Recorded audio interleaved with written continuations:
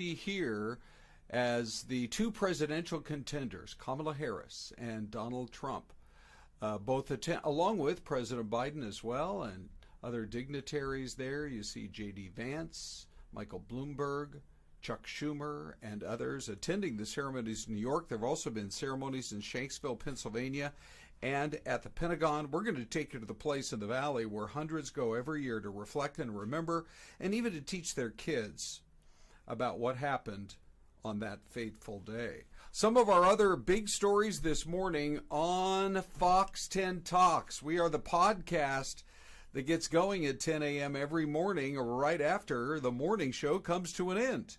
Fire on top of the mountains. Can you believe these pictures coming in? There's a blaze burning in one of the most rugged spots in our state, up high in the Superstitions. This is what it looked like last night for the folks living just down off the mountain in Apache Junction. What we're learning about that fire coming up, plus it's an unsolved mystery that has family members perplexed and just hoping for answers, hoping for justice. Where is the man who got into an argument with two guys who were just out doing their job, came back after a while and tried to gun them both down? Well, there is a new development for you to know about in that case. Also today, Louisiana is bracing for impact. Hurricane Francine building strength and bearing down on the Pelican State. And then another study that is really getting some talk today. They looked at teenage girls and boys and found that one group had their brains age much faster, that their brains became much older than you would expect for a teenage brain.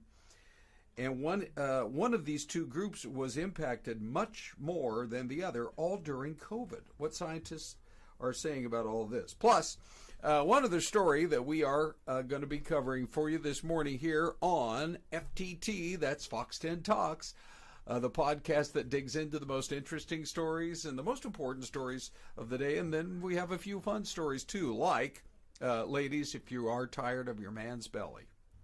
Or guys, if you're just tired of that belly, is the new, it's really not new, but all of a sudden it's trending. Six-pack ab surgery, the way to go. Interest in that is apparently growing pretty quickly. If you're brand new to the podcast, grab it on the Fox Local app. That's the best way to find us. You're going to love that app. It's brand new. Put it on your phone, Fox Local. Or come just find us on YouTube. And come on in, Celeste. Here she is, the Celeste Cam. Hello, Ronald. Looks way better when you come in and join. Oh, you're sweet. It's good to see you. How about that? We teased the podcast today on the air. Well, we're getting a growing number of people watching around the world, as you well know. Yes. But it's also time to, let our local audience right here in Phoenix, which we've got the #1 morning show, people are watching in droves. So, and they want more info. They want more Ron Hoon. Well, or maybe Celeste. Anyway, all right, so let's get into our big stories of the morning. We are going to start up in the mountains where, look at how hazy it is today, Celeste. I asked Dean Fazzini, hey, from our tower cam up on South Mountain, can you get me a shot of the Superstitions? And look at how hazy it is up there. No shocker.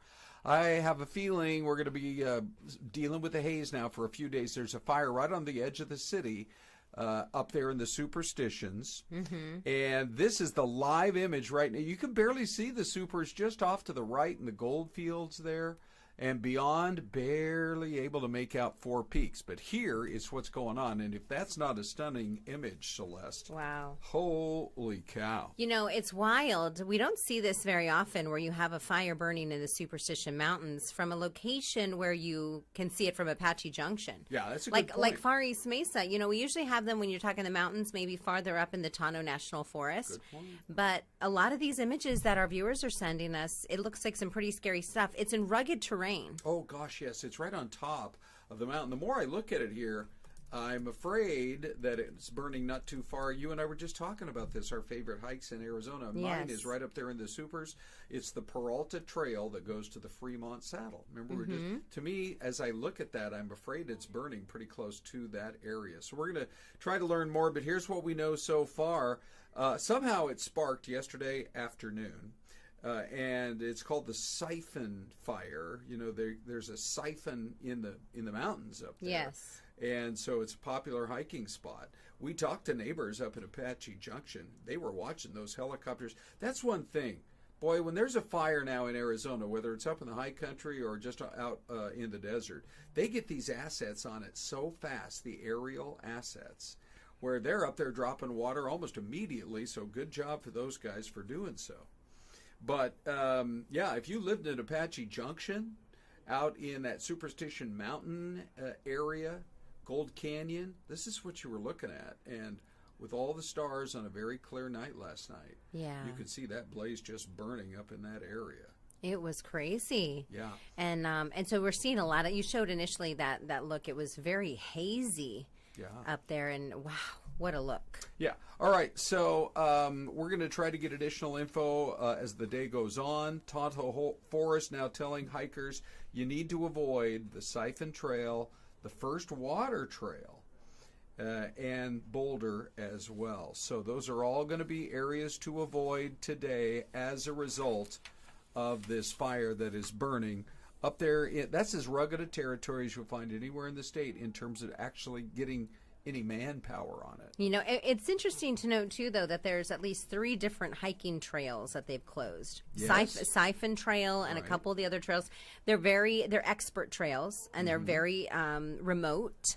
But we do have some, very expert hikers here in the valley because we have so many different mountains. So just be aware of that. There are some closures to those trails because of some of these, the fires taking place up there in the Superstitions. Okay, on to our next story now, and it has to do with the man who was shot in the backyard. So here are the pictures, and this shows basically the moments leading up to, can you see the guy there in the distance? This is a nice backyard at a home in Chandler. And police opened fire on the guy. They said that he was on drugs. And he is back there, 45-year-old man. Ruben Lopez was his name. Yeah. And these are the images, and that's the moment as he's just kind of bracing for impact as shots are fired as he literally rushed toward officers. So police were called because he'd been using meth and alcohol. When the officers arrived, he was talking to himself. He was armed with 2 knives and told the officers to shoot him. But when he charged them, that's when the gunshots rang out. So the officers involved, again, they put their lives on the line every day. They didn't want to have to come out to this guy's backyard, this family's backyard, and deal with this situation.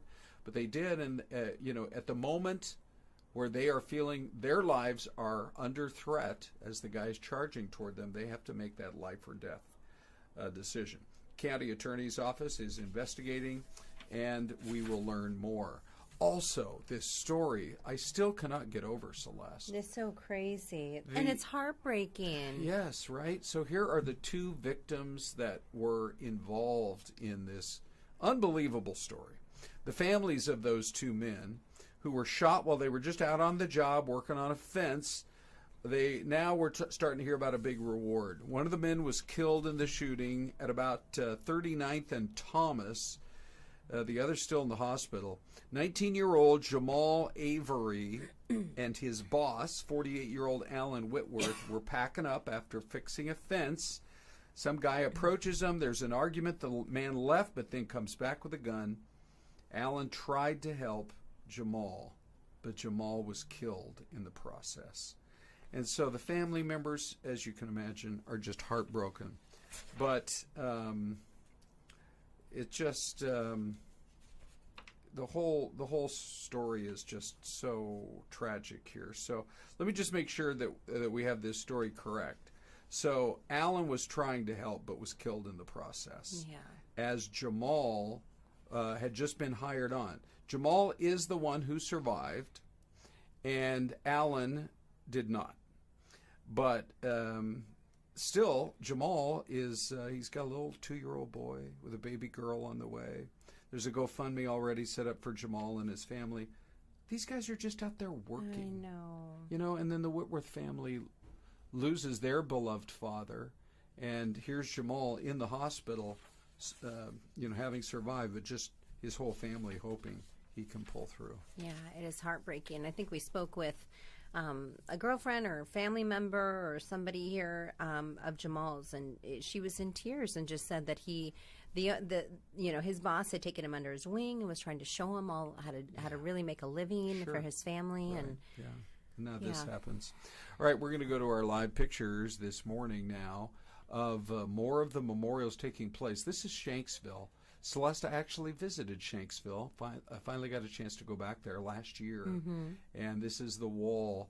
They have the flight path marked out almost as like a walkway, like a path where you can tell where the flight was coming down at Shanksville. But here we are in the anniversary of 9/11, and we have live pictures coming in right now, as a matter of fact. The interesting thing is that earlier this morning there was a ceremony. Of course, who can forget when the Twin Towers eventually fell after the terrorist attack? But the interesting thing is that former President Donald Trump and current Vice President Kamala Harris, boy, they really went after each other in the debate last night. Yeah. But they came together for today's ceremony. There's the picture with President Biden and Michael Bloomberg, the former mayor, there. And I just wanted to show this image because it's incredible right there at the Healing Fields in Tempe. One other thing I wanted to share is that we have the moment that the two shook hands. Isn't it great in our country? Look, there's some smiles going on there. And you have one of those two will be our next president. That's right. And they're still able to shake hands after a rough debate last night. Look at some of the people around them, though. It's interesting when you watch their facial expressions. They're like the side eye, or hey, who are you? A little bit of that going on for sure. Okay, so we hope that you can stay with us. We are going to take a very quick break, but if you're tired of your belly, guys, the new six-pack.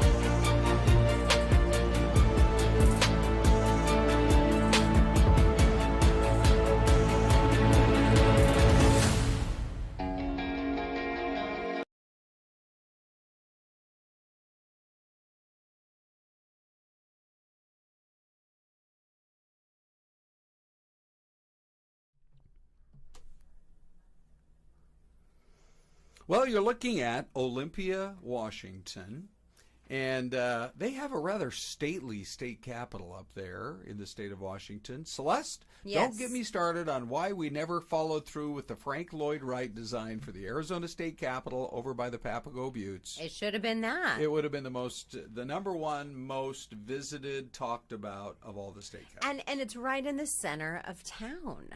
Right there at the Papago Buttes, it would have been in the center of town. And if you park there to go tour the Capitol, the next thing you know, you walk down the hill, you're at the Phoenix Zoo. And then you cross the Tempe Town Lake, and you're at the Tempe Town Beach at the 9/11 healing fields today. Oh yeah, that's a good point, Celeste, for sure.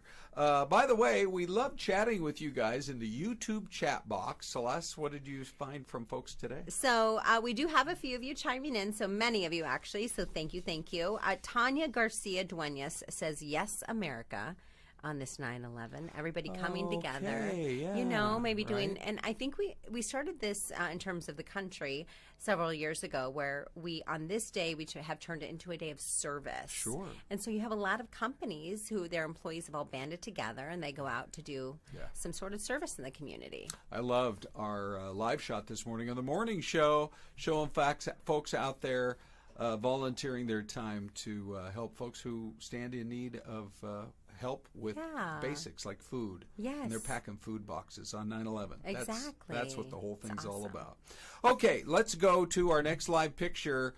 I was afraid this is about what it was going to look like. You're looking live at the skyline of New Orleans on a stormy, cloudy, rainy, windy, just mess of a day because this hurricane that we've been tracking, Hurricane Francine, has been out there causing problems.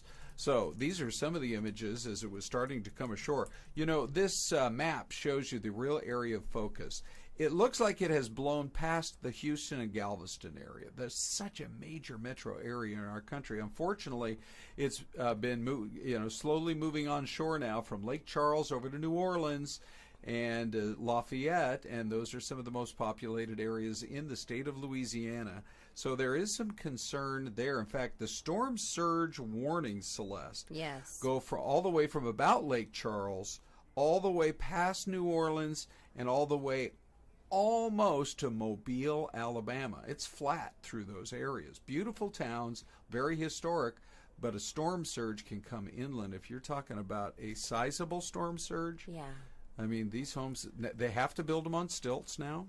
That's all a result of Hurricane Katrina and some of the previous hurricanes. But we'll send our prayers out to the folks in that area. And, it just feels like they get walloped time and time again. And unfortunately, I think for a lot of families who've been there a long time, it might even be a little PTSD, because think about Katrina and how devastating that was to the state of Louisiana, specifically down in New Orleans, in that area along the water. You know, I mean, it never is easy, and unfortunately, they know how it feels to prepare for something like this, but it does not make it any easier. I don't know if I ever told you the story, but years ago, my mom, bless her heart, she's in her 90s now. She was in her 70s back then, and right around age 70. Yeah. And she said, I'm going to go down to a town called Bay St. Louis, Mississippi. Yes. And we're going to work on houses. This was more than a year after Katrina, and they were still struggling. Wow. So I went too. I said, Mom, I'll go too. And I brought my son Jordan, and we slept on the floor of the local church that was putting it on together. We got in there late, and I'm stepping over people in their sleeping bags. But the next morning, we were up and at 'em. Everybody's working together to try to, build the city back up. Right. Yeah, and the communities. Yeah. Anyway, it's going to be a rough day in New Orleans. And we just hope the storm surge is not too bad. Thanks again, everybody, if you're joining us on YouTube right now as our numbers continue to grow. We appreciate that. And anytime you want to give us a like and a subscribe, well, Celeste loved that for sure. And guess what? I love talking to them on. So do I, yeah. Okay, this story, I'm still trying to figure out why it is the way it is. But it says that over the course of COVID, the stress that our teens, if you thought it was bad as an adult, think how powerless you felt as a teen as school was being canceled, your social circle was disintegrating.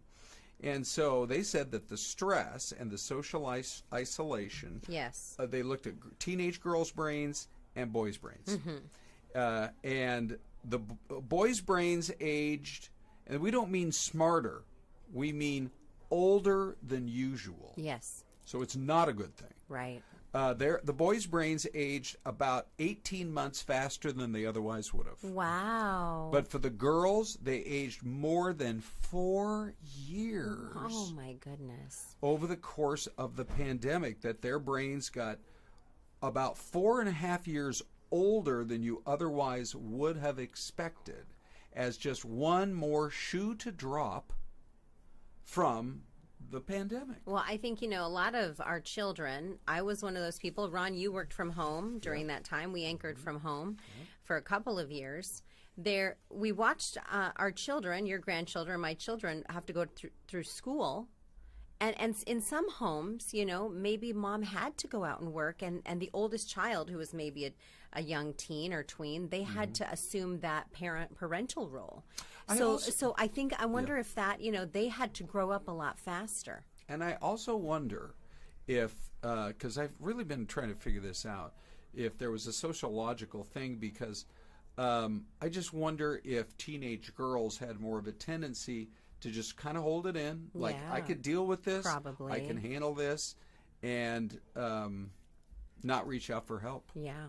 Versus where guys, I don't know, I mean, for whatever reason, they just did not stress as much. Or they wear their emotions on their sleeves so much, they're like, I can't do this. They let it out. They let it out. And, and then you're forced to deal with it at that point. But maybe you make a good point, because I know a lot of girls, and women too. Yes. I think we can do it all. We can be superwomen. And really, it's like, I need a wife too. I need somebody to help me with the dishes and clean, you know what I mean? To drive the kids around. And, it'd be great to have a wife. Make me a sandwich once in a while. And we have also talked about this in the past, where guys just in general kind of, I hate to paint with such a broad brushstroke. Continue on, Ron. It is true that guys often take the attitude of whatever, you just and sometimes it's the ladies in our life are like, no, we have to be concerned about this. We got to take these steps. And if the guys were kind of taking the whatever attitude, it could have made a difference. It maybe, I mean, I don't know. I don't know. So that is so sad, though. That is very challenging. I have a teenager. She was in 8th grade. When to engage your kids with now. Yes. Right? Yes. To ask them, how they felt during that time frame and get it out. Yeah. Talk about it. Okay. On to our next story now, which we start with this picture right here. This is amazing. You have to be so famous. I'll never forget when they gave the Pope, some farmer in Italy gave the Pope his own corn maze. Oh, my goodness. This is how big time Caitlin Clark is now. Look at that. Wow. The Caitlin Clark corn maze, everybody. If you haven't seen it yet, that's why we're sharing it with you here on the podcast on FTT, Fox 10 Talks. So the County Line Orchard right there in Indiana came up with the creation, put it on the gram. And so she was drafted #1 in the draft. She was named an all-star in the league. She's won Player of the Week a number of times. And oh, by the way, the TV ratings are like double and triple what they were even 1 year ago. Not just TV, but the ticket prices to attend games. Like here, when they played the Mercury in June. Oh, Ron. What were those ticket prices? There were courtside tickets for that Caitlin Clark game when the Fever played the Mercury in Phoenix. Oh, yes. And they were like $3,000-$4,000 for kidding. Courtside. So those are NBA prices. Yes. That's amazing. That one player could have that kind of an impact. No kidding. I mean, she shoots like Steph Curry. Yeah. That's the best I could describe it. The way she hits those 3-pointers. And so humble. Just like, seems like an all-American kid. She sure does. Okay, let's get on to one more story before we get you to the mystery cam. Ardino Fazzini is lining that up. But we go first to... now, Celeste, you're probably saying, I wonder which one of these 5 guys has the physique that is most like Ron's. So I'm just going to go ahead and answer it for you that I am probably more like #1, the bulging biceps. The one with his hands on the hips? No, the #1 on the left. I like to start left to right. Oh, you do? Okay. I mean, I'm close to every one of them. But Celeste, the reason we're talking about it is the American Society of Plastic Surgeons says they've noticed a trend in the last few years. Yes. They have seen not a 10 or 20 or 50% increase, a 200% increase in something known as high-def liposuction. It's an ab etching technique that gets rid of the belly fat, but then also creates more defined lines across the tummy, so that if you ever were to show your abs, And I'm trying to think, what kind of a situation would you be in where you were showing your abs? I don't know, Ron. Like right here on Fox 10 Talks, Probably maybe not. this could be a situation where. You know, I don't know, if you were out at the swimming pool, for example. Oh, okay, I Or gotcha. maybe like the on beach. a second date. Maybe at the splash pad. Something like that. Anyway, they say that it's really becoming popular and that it works. Mm-hmm. And they say you still need, if you want to keep the results, you cannot go back to that carb-oriented lifestyle and eat chips and cookies every night. Okay. You got to still be healthy eating, healthy working. I think most people are going to be out on that point. Real quick, Ron, we have Shell Boss. Okay. I think it's Shelbus. Yeah. Maybe it's Shelbus. I'm watching from a cool 80-degree Prescott Valley. Ooh. Thank you, Shell. Thank you. And thanks for telling us where you're watching. We love that Yes, as well. Sylvia Ponce, she's watching in Phoenix. Nice. Jorge Benitez, he Thank says, you, Jorge and Sylvia. yes. Thank you. Okay, what does he say about it? He says, what are we looking at? And then I said, Fox 10 Talks. Yes. That's what you're looking at. Yep. Ron and Celeste. That's And then Lil says, I need that liposuction. Perfect. All right, let's go to the mystery cam. This is one thing we do every day, and I can just tell you, because it's so cloudy and stormy looking, I'm going to bet that it's somewhere in the south. Now, the south can mean Tennessee. Okay. As much as it can mean Louisiana. Oh, okay. But we have about 30 seconds left in the show. So, Celeste, do you have a guess what state this might be?